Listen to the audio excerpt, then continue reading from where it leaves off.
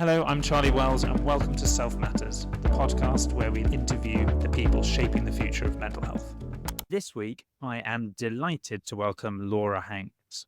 There's lots of exciting dimensions of what she does. Laura is a specialist in play therapy, so I'm hoping we're going to learn a lot about that today. She's a senior lecturer at the University of South Wales, where she teaches this. She's a board member of the Association of Child and Adolescent Mental Health, where I'm sure she's advocating for play therapy, but she also runs her own private clinic around play therapy. Welcome to the podcast, Laura. Thank you for having me. As you've probably heard all of our historical episodes, you know that we always really like to start by having a chat about how Laura became Laura. How did you get into play therapy? I always knew I wanted to work with children. When I was doing my first undergraduate degree in psychology and education, I was looking more towards the educational psychology route.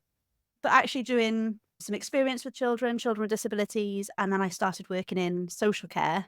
That's where I really learnt about the value of families and working with families to improve children's experiences in their childhoods to improve their outcomes in the future.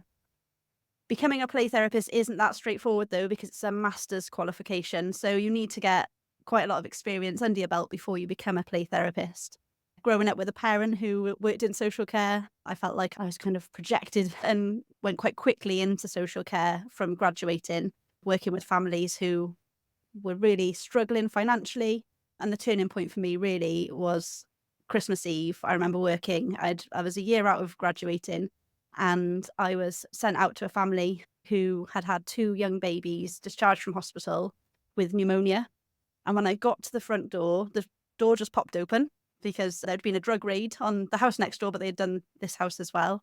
And the family were all in one room with duvet covers, all on one sofa, just trying to keep warm. And I remember they had no food, no heating, no electricity. And I just remember the shock and horror of actually that's happening in Wales and it's happening across the UK where families really have nothing and they're doing the best they can. So yeah, I just knew I wanted to work with children and families and working around their experiences. There's exposure to extreme poverty and the fact that it literally can be around the corner. I mean, one of the interesting things about living in the UK is we're a smorgasbord. Not far away from you can be extreme poverty, but it's so often not seen. And so getting that exposure early then led you to wanting to work with kids and families. But as you said, your mother was a social worker. So why did you not become a social worker? How did you become a therapist? I knew I wanted to work more in psychology than in social care. And it was a kind of to and fro in between the two. I wanted to work with children with educational difficulties. And then more and more experience in social care led me down the therapy route, actually.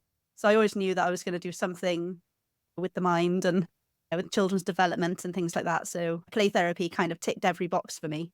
So when did you first find play therapy? Was it part of your psychology degree? Because it's not something that's covered in the kind of basis course. How did you discover play therapy? Is it a kind of specialist interest?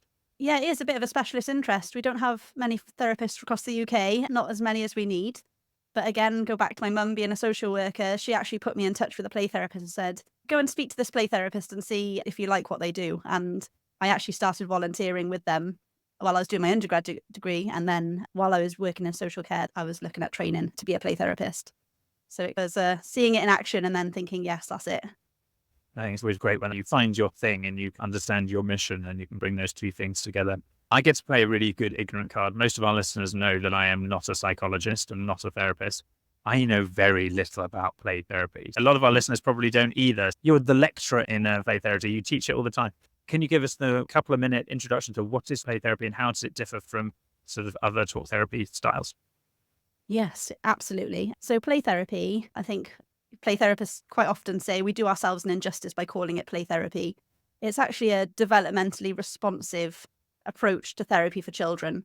So when children don't have necessarily the language to describe their experiences, whether they're past experiences or current experiences, or they need an opportunity to explore some more unconscious processes or stress that they've got, play therapy is a real space for them, an opportunity to explore using other mediums. So we have play media, which can include a sand tray, can include puppets, musical instruments, art materials. The list is nearly endless. It depends on the child in the room and adolescent in the room sometimes. But the child leads the process. And just like if they were to go into a talking therapy, a humanistic approach, We're based on the work of Carl Rogers. So we invite the child into the room and they lead. So if you're an adult going to counselling, person-centered counselling, they would say, what are you bringing today?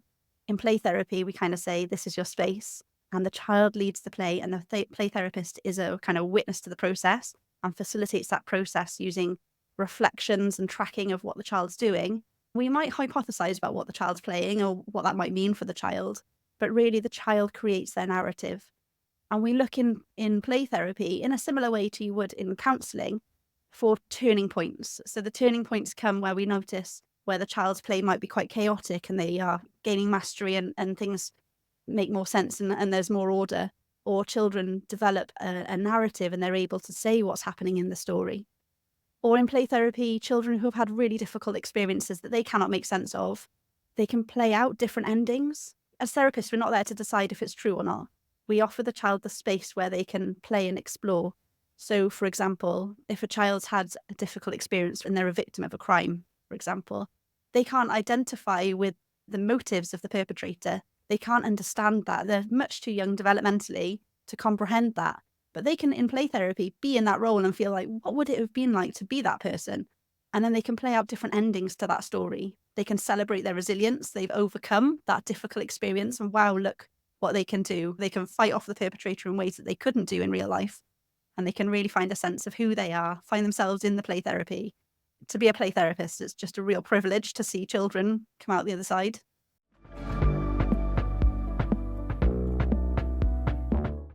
The broad structure of care is you have a conversation, you try and understand someone's going through, and then you try and formulate some kind of model for what you think is going, and then you make interventions to try and adjust that kind of formula. That feels very much like a observe, formulate, intervene, whereas it feels more patient-oriented. The child's kind of choosing their own play structure. So do you still use the concepts of kind of formulations and interventions, or is it really about interacting with play in order to try and get some of those psychological outcomes? Yes, a bit of everything, really. Theoretically speaking, we're looking at the sort of work of Bruce Perry and the neurosequential processing and the neurosequential development. So what that means, to those of you that don't have the neuropsychology background, we're looking at the way that the brain develops and thinking about the brain developing from the bottom up.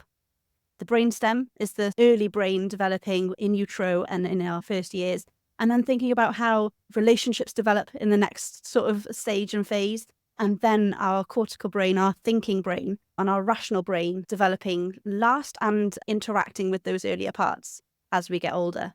So in play therapy, we're thinking, does the child have the capacity to come into the room and talk about what's happened using their cortical brain, their thinking, reasoning brain, or actually do they need to function in a body mode? Do they need to function unconsciously? And play therapists using child-centered play therapy will be quite responsive to how the child comes into the room and where the child is in their development. That's why I said about developmentally responsive, because really how we work with a child 100% depends on what they're capable of and what they want to do. So if a child wants to come into the playroom and talk, the skills are completely transferable. So we would look very much like a talking counsellor. However, if a child is engaging in play, then we are using the sensory play. We offer materials for embodiment, which is learning about mess and mass and how the child interacts with the world. So thinking about early attachment experiences as well. And we've only talked about the individual so far in play therapy. We've got the wider system of the family. And when we're looking at intervention planning, we'll be thinking about who needs to be involved in this. Is it just the child, or do we have some significant relationships that we can enhance through supporting that process? I'm making the assumption that it's very powerful in treating younger kids, and I'm making the assumption it's very powerful for treating kids with sort of communication issues, but I might be right. It could be useful for everyone. So what do you use play therapy to treat? Where is it really effective? Children are referred to play therapy for all sorts of different reasons, and there's not really a client group that it doesn't work for. Thinking about reasons children are referred for play therapy first, that kind of helps us think about who are the client groups. Children who have experienced chronic neglect. So I work with children who would experience chronic neglect, such as children who are care experienced, may not be care experienced, but children who have had those difficult experiences throughout their lives that might have developmental changes due to their experiences. Play therapy could be used for children who otherwise have had a typical upbringing, supportive relationships and general positive experience in early childhood, but later experience a single trauma. And then we have multiple traumas that a child might have experienced. So you might have a child who's been in a car crash, or I worked with a child who had been bitten by a dog, and that was the significant event in his life that had changed everything for him. His everyday life changed from that moment onwards. Children who are bereaved, so they might have a sibling who is bereaved or a family member. They might be a young carer. The list is nearly endless. Whatever the experience might be, we have children who have got neurodevelopmental disorders who attend play therapy. We know that there's sort of comorbidity with anxiety and other mental health issues for children with disabilities. So they might attend play therapy alongside OTs, and it's about working together to provide those services for the children that need them. What do you measure? What are the outcome measures that are used in play therapy?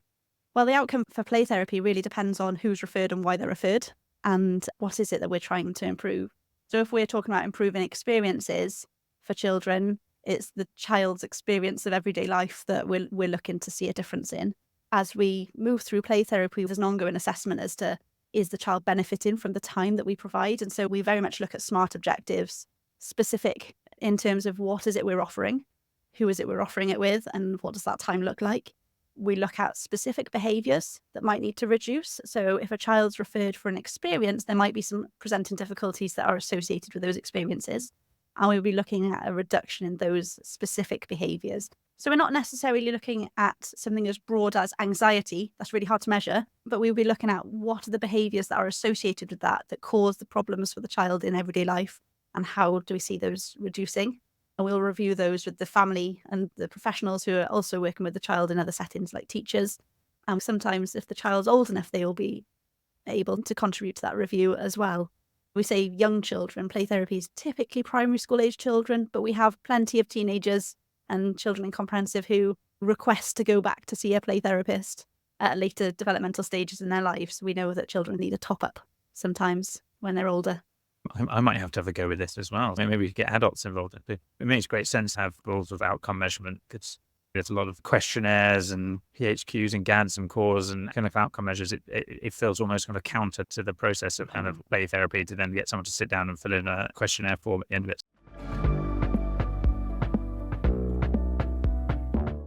Play therapy is not a one therapist, one child's impact. It's about how do we then look at the system around that child. So how do you balance the kind of autonomy of the child versus interacting with the system around it? You mentioned the word autonomy, so I'm just going to hold on to that for a moment.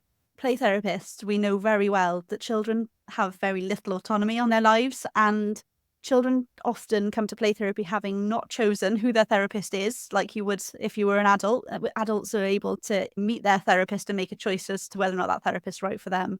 And they're able to make choices about whether or not they're referred to certain approaches. So autonomy for children is key, but then also working with the people who brought them there needs to happen as well. Referrals can be made by teachers, referrals can be made by charity organisations that might be working with specific illnesses that are occurring in other family members, whether it's children with cancer or a parent with cancer. There are a number of different reasons why a child might be referred for therapy, and we immediately need to find their therapeutic ally. So what we're talking about when we say a therapeutic ally is a person who is with that child in their everyday life, who can support the therapeutic process and be on board with what therapy is, and really be that person for the child who can help the child transition in and out of therapy, and hear from the child as to what they're doing and whether or not they want to be there. So in play therapy, we spend a lot of time thinking about, does the child want to be here?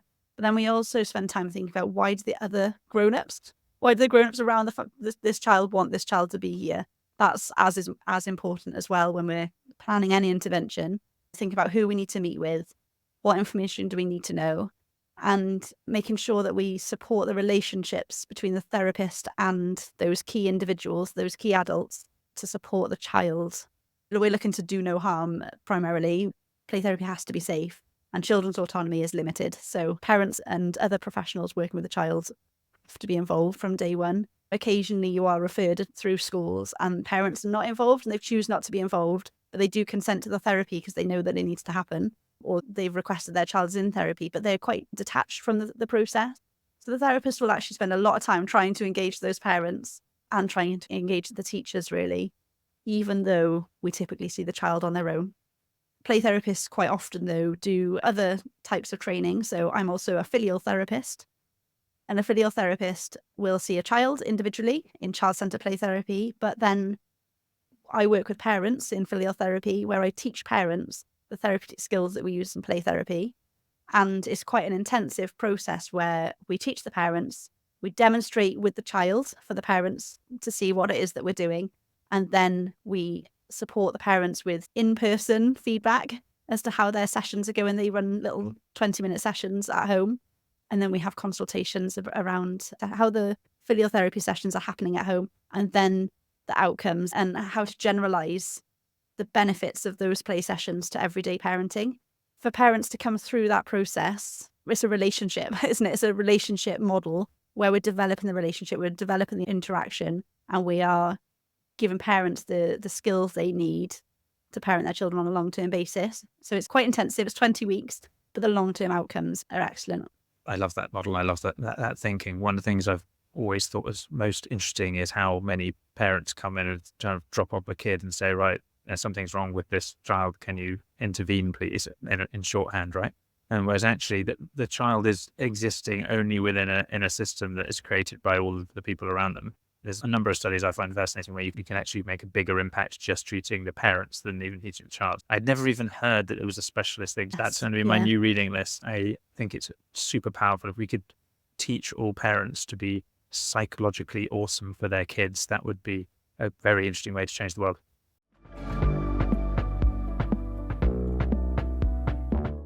So obviously you're not just an amazing play therapist and filial therapist who runs their own clinic, but you've also a board member and a lecturer. So you've got into not just trying to intervene on an individual basis, but you're trying to teach the next generation. And as you said at the beginning, there aren't enough of you guys, right? So we need more people to learn play therapy. So let's talk a little bit about education. How did you get into being a lecturer, and what are the challenges of trying to advocate for play therapy amongst the psychological community?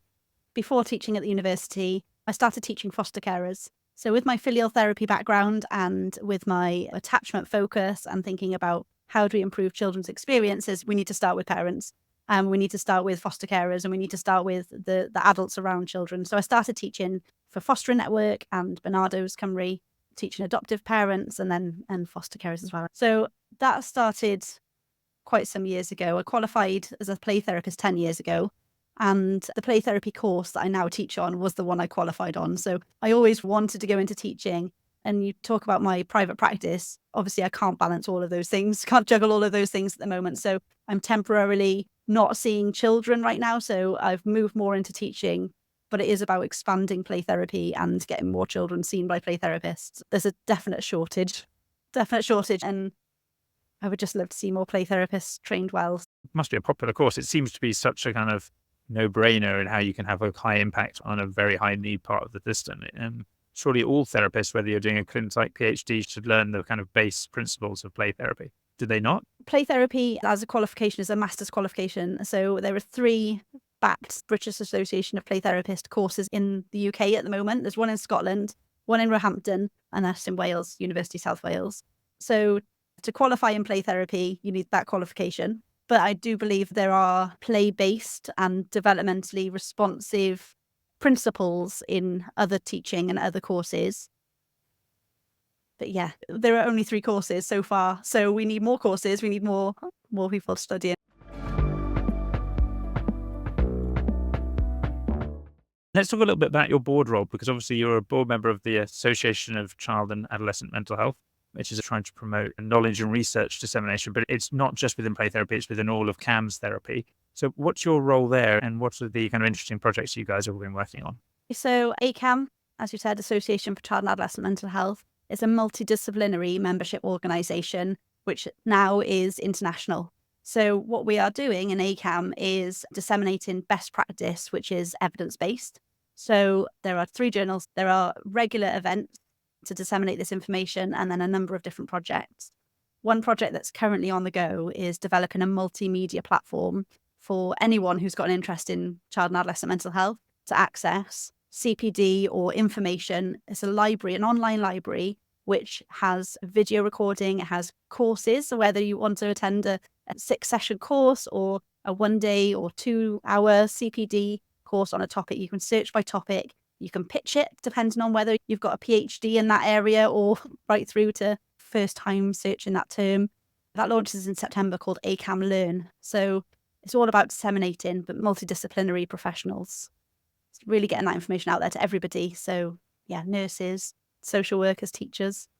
Yeah, I'm super excited about that project. We do at Hello Self, we have a monthly CPD session, and that session is always trying to bring in lots of different sort of disciplines. Yeah, and that's attended by 400 or 500 people every month now. But I love the idea of creating a library from across all of the different specialisms. We actually did an event a couple of weeks ago where we got all disciplines in CAMHS together, so social workers, nursing, educators, etc. And one of the big problems they had is they all spoke different languages, right? They was even around this, and they had different languages, different processes, but one child in the middle of it all. And so if everyone could access to the same CPD, that could be fantastic. Yes, translated into a number of different languages. It's really exciting. I've obviously seen the background. I've seen it behind the scenes being developed, and it's just brilliant. There's nothing else like it at the moment. And it will be launched in September this year, is that what you said? September this year. Is it free? Yes. So like I said, ACAMH's a membership organisation, so members will have access to additional content. However, it is free. There is plenty there to start looking at that's free. The good stuff to learn for all of your budding psychologists out there.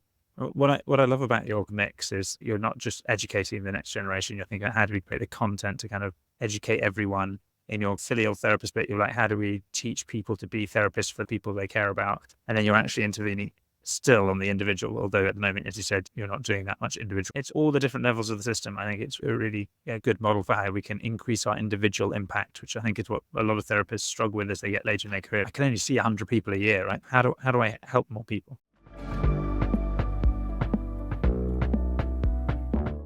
You're doing a lot of stuff. Like, how do you look after Laura? Everyone assumes that because you're a therapist, that you're going to be the happiest, healthiest person all the time, right? Because you know your stuff, but the stress hits you. What do you do to make sure that your feet are on the ground and your head is clear? There isn't a magic fix, is there? There isn't a one size fits all. It depends on the time of year as well as to how things have to be managed. I have busy times in the university and I have to do less of everything else. And there are times where I can really focus on ACAMH, for example. So I've got a family as well. I've got 2 young children. I've got a 6-year-old and a 4-year-old, and they do take a lot of my time. And it's really about being honest as well about what can I achieve, what can I do, and how can I be fully present in what I am doing. So if I am working, I am working. If I am with my children, I am with my children. I really am quite boundaried about where I am and what I'm doing. It's a massively undervalued skill of basically being able to compartmentalize and say, like, this, I'm not going to worry about this at the moment. I'm going to be in this problem. Like, it's something I think we need to teach more in society, because you can turn and say, yes, that's something I need to worry about, I need to do in the future. But it can be a powerful thing.